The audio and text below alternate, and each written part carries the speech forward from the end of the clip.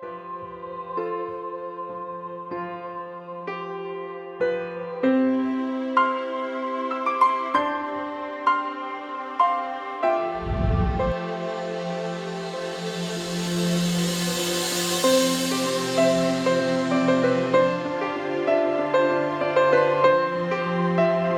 have actually have alarmed all of us.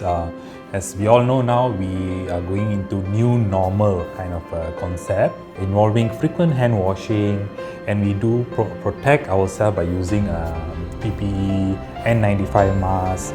Thanks for such advancement that video call we still able to cope. During this outbreak, I've been noticing that people are more aware of the hygiene. Daripada individu yang membantu untuk frontliner menghantar makanan, menghantar barang-barang perubatan dan juga peralatan PPE. For me, is don't give up, keep the faith. The pandemic will end soon.